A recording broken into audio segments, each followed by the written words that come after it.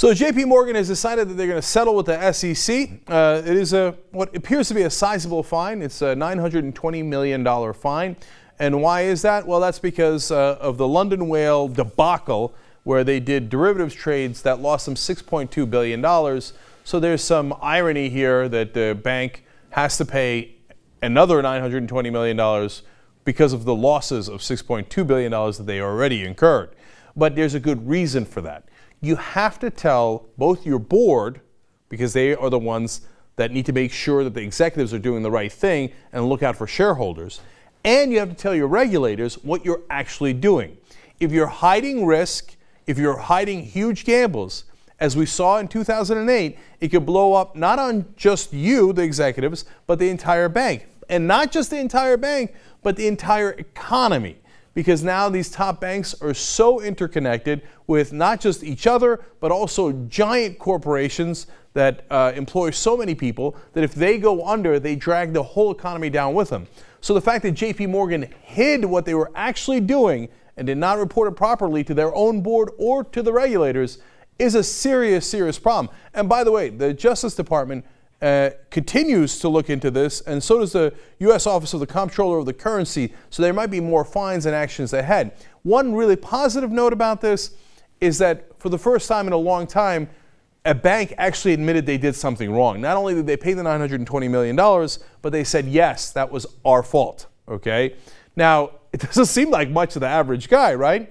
But it is a big deal because the banks had not been forced to do that by prosecutors for a long time, for such a long period of time, that when Elizabeth Warren got up and asked the question of the top regulators in this country, when was the last time you actually tried to prosecute some of the top banks for fraud? They were like, they literally did not remember. They weren't even trying. That's why it's so important to have an actual progressive like Elizabeth Warren in the Senate to ask those tough questions.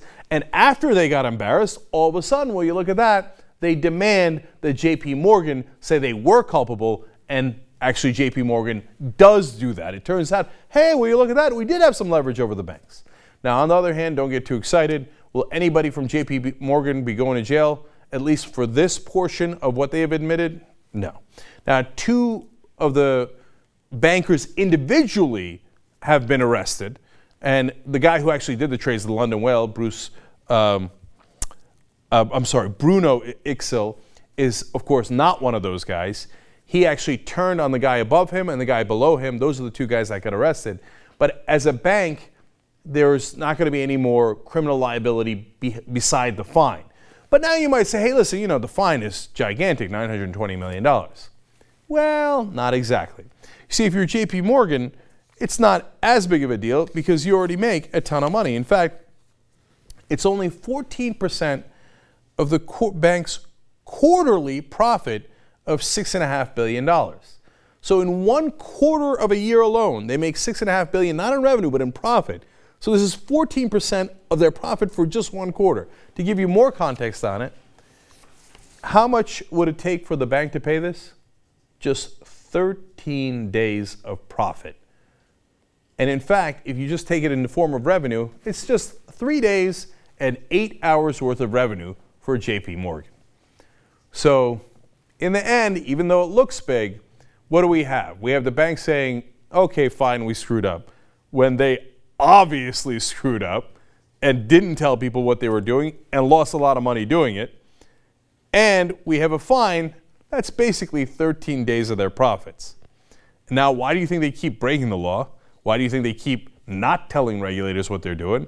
Because if they get caught, they're like, oh, here's a tiny percentage of our profits, and let us keep doing exactly what we were doing. So if you think the problem is solved, I got a bridge in Brooklyn to sell you.